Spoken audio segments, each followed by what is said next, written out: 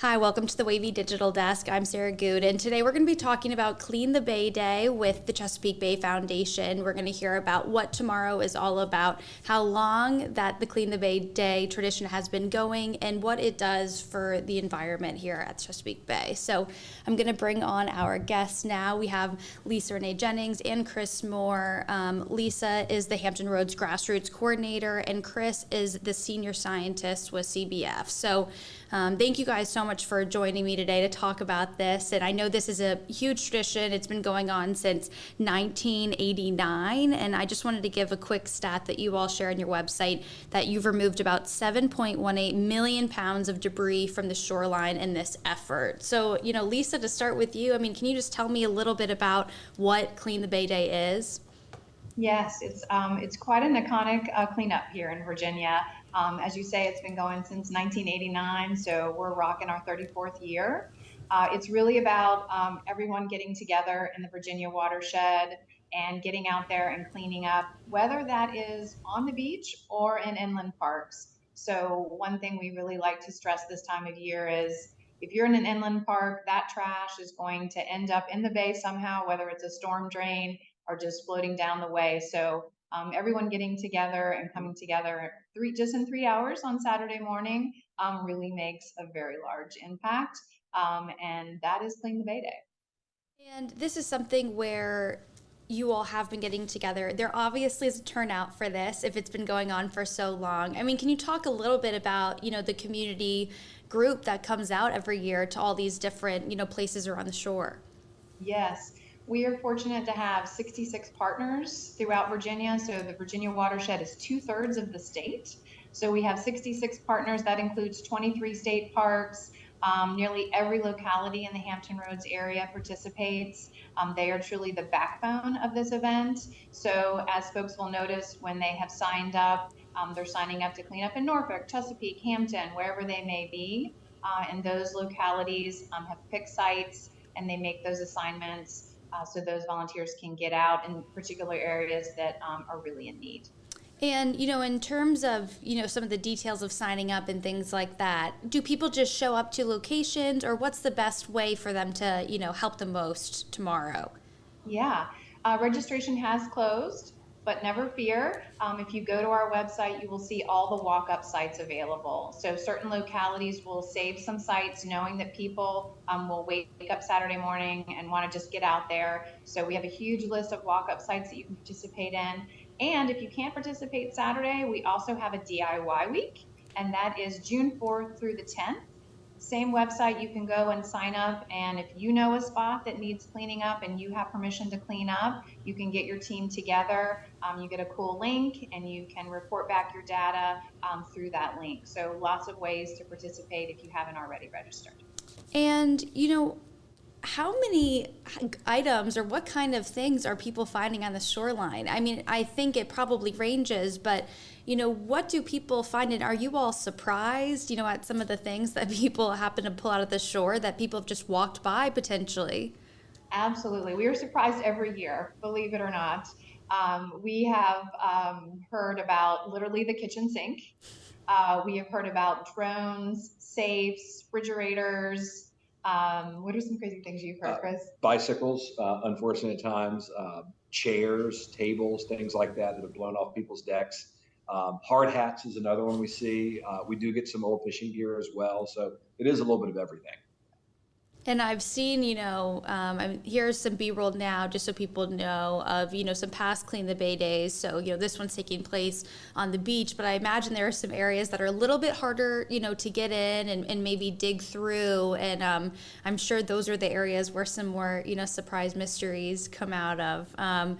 But I think, the stat 7.18 million pounds, people might wonder, what is this, piece of trash going to do in the big scheme of things? But, that amount over time, I assume, Chris, is significant in keeping the bay clean. It is. That's one of the great things about Clean the Bay Day is the fact that it was started by locals who felt that we needed to clean up our local beaches and waterways and things like that. And there was the concern about, of course, that marine debris like this can kill and injure wildlife. They can degrade our coastal economies because people don't want to be out in a beach or in a waterway when there's trash floating around, things like that. And obviously too, when these materials pile up, they can damage, our coastal habitats like our wetlands and our oyster reefs and things like that. So this is a way to really positively affect our coastal communities and our waterways. And I think that's one of the great things about Clean the Bay Day is, you get to a site in the morning, you see the trash and debris and things like that are there, and it's clean when you leave it. And in 3 hours, like Lisa Renee mentioned, you really have made a positive impact on your local community. And, I think people, when they think of, debris directly affecting something in the water, they think maybe a fish with, the plastic soda cans. I think that's a big image that people think of. They think of turtles and straws and all these images. But, it can affect the microorganisms and things like that as well, right? So it's not just maybe the things you can see that are the things that are going to affect the bay. Right. This year, one of the big focuses is on microplastics. And a lot of the debris that we pick up, may be a bottle or something similar, a bag right now. But as they break down over time, they're going to become what we call microplastics. And those are things that, as you kind of point to, you can't necessarily see, but they will be these little, in some ways, sponges to unfortunately collect other pollutants that are in the water. In other cases, unfortunately, they become food for some of our smaller organisms and some of our filtering organisms like oysters and clams. So they're unfortunately negatively affecting the food chain out in the Chesapeake Bay ecosystem. And where is some of this litter coming from? I mean, I hate to say, is it directly related to someone dropping it off a boat? But I mean, where are these items, I know that the tides will push them, to very different regions, maybe than where they came from. But can you talk a little bit about, where you all think this litter, stems from? Litter on land means litter in the bay. So anywhere on land where litter is left, intentionally or unintentionally, when we have rain and storm events, we'll go to a storm drain, and that storm drain goes somewhere, and that somewhere is a waterway. So any litter on land equals litter in the bay.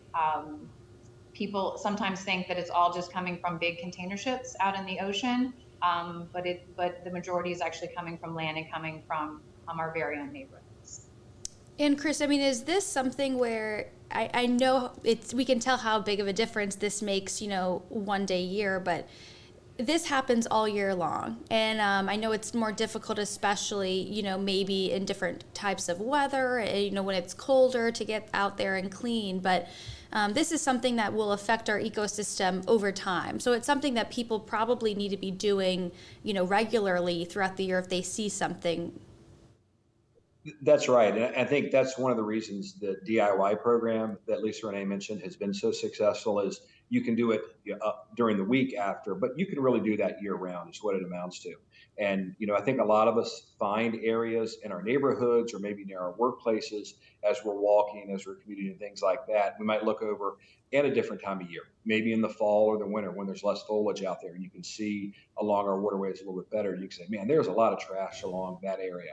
And that's a real great opportunity, one, to clean up then, if you can, but if not, maybe it's on Clean the Bay Day or during DIY week where you can go out and actually maybe get some friends, some family members, and take care of those areas and make it better. And I think one of the great things that we've heard about Clean the Bay Day over the years is that areas that used to have a lot of trash and debris on them on an annual basis are getting cleaner and cleaner as a result of a lot of these different types of efforts. Absolutely. And the one thing I wanted to make sure people know listening, and I think if they're from, the Hampton Roads area, they're familiar with, how diverse the ecosystems are, throughout the bay. But can you just talk a little bit about, is it fragile? I mean, there's so many different things that rely on the bay for food and for their environment. I mean, can you just tell us a little bit about the ecosystem there? Sure. So being here at the mouth of Chesapeake Bay, we're really blessed with a very complex ecosystem, lots of different plants, lots of different animals, and obviously a tremendous amount of water, which we all love to recreate on. We like to go visit and things like that. But, our waterways really define the Hampton Roads area. I mean, we're named after water is what it amounts to. And, whether it's oysters, which, are really unique in that they're these great filters that never move, or you think of things like dolphins and whales that visit here for parts of the year, or you think of some of our fish species that are out there like striped bass and summer flounder that may be here part of the year. We really do have this diverse ecosystem that is very much interconnected. And, fortunately, a lot of people in our area really think highly of it and want to preserve it. And it could be for many different reasons. It could be because they like to go eat seafood at some point. It could be because they like to go fishing during the summertime, or it could be because they like to eat seafood, in their backyard in a crab feast or an oyster roast and things like that. So I think that's the great thing about the Chesapeake Bay and the Chesapeake Bay ecosystem is it's this very complex system with lots of different ways for people to be connected to it and enjoy it. Like again, whether you like to go fishing, whether you like to paddle, or you just like to walk and enjoy the sunset in the evening. There's many, many different ways for people to care about it. And Clean the Bay Day represents a way that not only you can care about it, but you can also make a difference in the areas that you go out and enjoy. Right. And some of those highlights for people, if there was, debris and there was so much more pollution, it'll look very different. Or maybe they wouldn't even want to jump in the water there. They wouldn't even want to use it.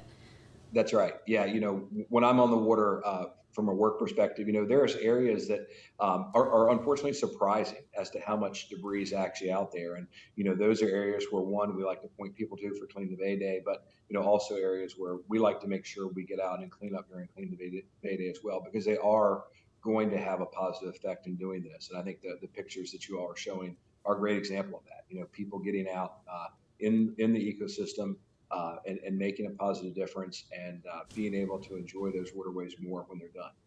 And Lisa, I wanted to talk to you too. I'm sure this is an effort that you continue as grassroots organizer throughout the year. So what are the other things that you all do throughout the year to keep either this going or other projects going?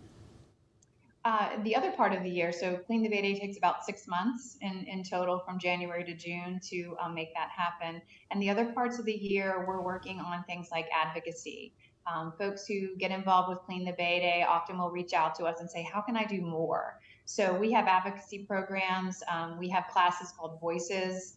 It's a 5-week course where we run people through, CBF 101, Chesapeake Bay 101, all those things, and really get them into a deeper dive of all the issues that we're dealing with. We have a Clean Water Captains program. So those folks are our Uber advocates who will call their senators and legislators and say good things about the Bay and say, help us save the Bay. So throughout the year, we're doing programs like that. And we also do other programs with fisheries and oyster gardening, which I'm sure Chris can speak to. Sure. Think about things like oyster restoration, living shorelines, underwater grass restoration, and honestly, education is a big part too. You would think being this close to the water at times that people know all about these living resources that are connected to the Bay, but a lot of people don't get to go visit them.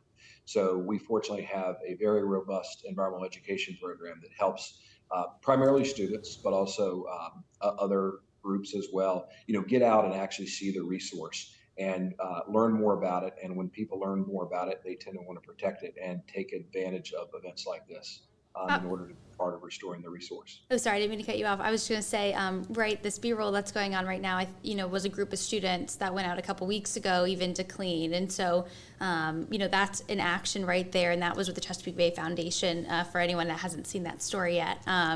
But, those are the moments, hopefully, that would, steer them. And I think those two wanted to continue their efforts. I don't know if they were graduating high school or not, but, they wanted to continue their efforts with Chesapeake Bay Foundation. So that's, building that sort of lifelong, commitment right there. I guess the one thing, Chris, that I also wanted to ask for people, and you explained, what they might need to connect to, to Clean the Bay, whether it's their activities or what they eat. But, how dangerous could this potentially get, if people did not take the time to clean up the debris? I mean, what are some of the things that, could happen? And you're talking about, oyster restoration, some of these things too, but if people aren't taking care of the Bay, I mean, how drastically could that end up for us? Yeah, I guess we hope that we don't have to think about those worst case scenarios, but we have some signs of the way the Bay is stressed now in terms of, one, the debris that we see along the shorelines at times. We've also seen a decrease in underwater grasses. Fortunately, oysters hit a low point about 15 years ago. those are coming back. But one of the signs as we head into summer that we see of a degraded bay are algal blooms. Sometimes the water looks kind of murky and green. Sometimes it'll look almost maroon colored. But those are some of the signs that we see that we need to continue to protect the bay beyond just Clean the Bay Day. And this is obviously a great event to ensure that we don't have as many cases of injured wildlife, and we don't have as many cases of debris washing up and degrading our coastal habitats. But thinking about things kind of like Lisa Renee was talking about earlier, getting people involved in oyster restoration so that we have more filters out there and we have more habitat. Having people talk with their elected officials and let them know that these environmental restorations efforts are really important to them. Those are things that people can do throughout the year that help ensure that we don't come up against some of those worst case scenarios where we have dead zones, or when we have fish kills, or we have degraded shorelines, and we have a bay that unfortunately in the future we wouldn't be as proud of as we are now. And we want to continue to make sure we maintain momentum to do the positive things we've done in the past to increase water quality, reduce the amount of debris along our shorelines, and make sure that the bay, that's really an economic engine, a recreational engine for us in the region, we can all be proud of it moving forward. Right. And for Chris and Lisa Renee, I mean, your roles are different, but this is a prime example of, where they come together and sort of, getting the public together to maybe help make the science side of things, easier, more accessible. I mean, can you talk about that, connection a little bit?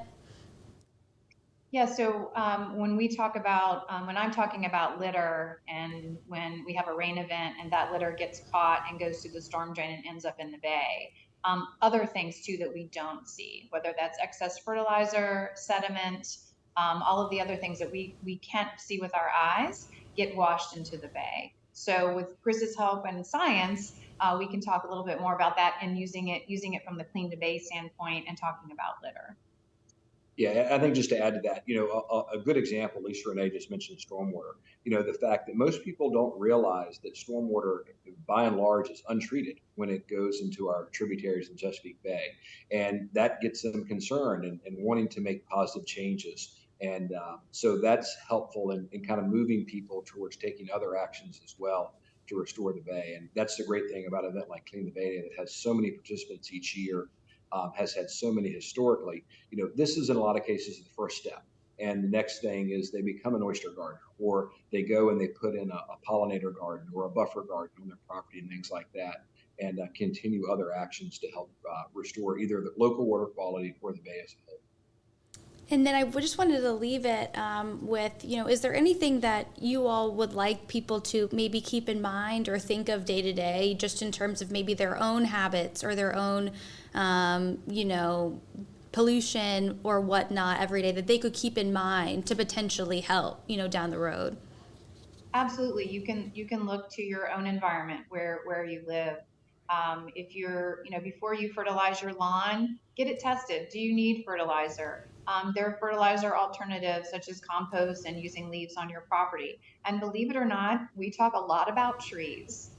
Care for your trees. And then if you don't have a tree, plant a tree. Those trees and bushes and pollinator gardens, adding extra plants in, are going to filter that rainwater and help it to get filtered before it hits the street, before it hits the storm drain, and before it goes out into the bay. So believe it or not, plantings are a key aspect of protecting the bay. Well, I mean, I think that's so relevant too, as people are getting out now with the weather, hopefully getting better. They're going to be out there trying to make their lawns look good for, the rest of the summer. So thank you for, pointing that out. And I think, if anyone can look at their own space to hopefully make a difference for the bay's health, I think that's great. Well, I mean, is there anything else that you all want to add? But thank you so much. But the floor is yours if there's anything else that, you wanted to make sure we mentioned before the weekend. It's going to be a beautiful day tomorrow. So come out and join us. Check out a walk-up site or DIY, whatever works for you. Join us in saving the bay. Well, Lisa, Renee, and Chris, thank you so much, and thank you to everyone watching. There will be more information, and check out the link on Facebook and at WAVY.com so you can find out where the locations are, what you can do, where you can find more information and learn more about the DIY week as well. So thank you so much. Thank you for having us. Thank you.